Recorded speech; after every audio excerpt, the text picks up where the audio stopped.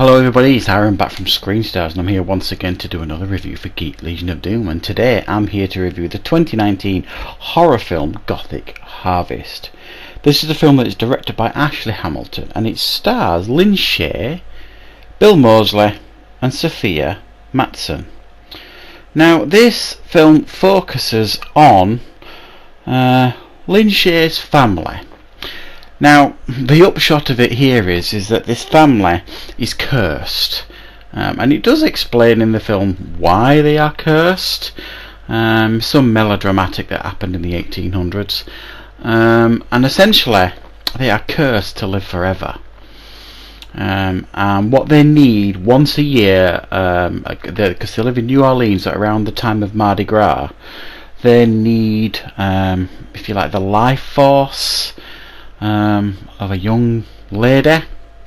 So every year they kind of, seduce a young lady to come back to the house, and then they basically live off the life force of this person for the next 12 months, and then the cycle begins, and this continues and continues. So this family essentially is cursed to live forever. So we meet these four young ladies that are out trying to have a good time on Mardi Gras. They make this pact that they're all going to stick together, and then almost immediately one of them goes off with a handsome man that ends up with her being led to this house, and she's going to be this woman for the next 12 months that they're going to live off her life force. But her friends are trying desperately to find her, so they enlist the help of the local police officer, Detective Hollis, played by Bill Moseley, and they then spend the rest of this film trying to figure out what happened to their friend and try and track her down. Right, so what are my thoughts on Gothic Harvest? I'll be honest, I wasn't particularly impressed with this film. For me, the thing I look for in a film, if it labels itself as something, you expect certain things. Now this labels itself as a horror, and first and foremost, it's just not. I don't think it's a horror. It's just not scary at all. It tries to be one of those quite seductive films. Tries to be very seductive. It's got some beautiful women in the film, all dressed provocatively and all this kind of stuff. And essentially, Bill Moseley and Lynn Shaye are almost like window dressing, really. I mean, they've got reasonably large parts, especially Bill Moseley, who plays this Detective Hollis, but I would suggest that Bill Moseley is not particularly well cast as a police officer. It looks like a lumberjack in this film. He doesn't look like a police officer, whether he's undercover or not. And he brings like this weird layer of humour to the role that kind of doesn't fit the film. And one of these girls that's looking for the friend hits on him. She likes older guys, and then she almost instantly regrets it because he gets really creepy. And there's like this thing, back and forth thing between them that throughout the film that just, like I say, it doesn't seem to fit the film. So Bill Moseley, I think, is wildly miscast here, but you understand why he has been cast in the film. It's Bill Moseley, as with Lynn Shaye, who obviously is in the twilight of her career and is having a whale of a time being cast in all these films these days. And she's fine. She kind of plays like the matriarch of the family, the leader of the family. It's just a bit of a mess, this film.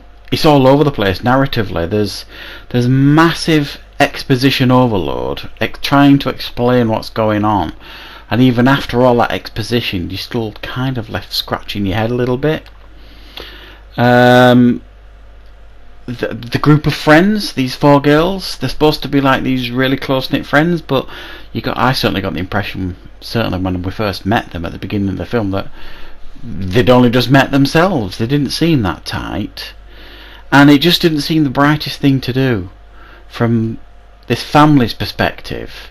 If they need to go out and get this girl, seduce her and bring her back to the house, if you like, to live off her for the next 12 months, surely they could have found someone better than a girl who's with four groups of friends. And the guy that takes her knows she's with another three girls, because he goes over and helps them when this creep hits on them.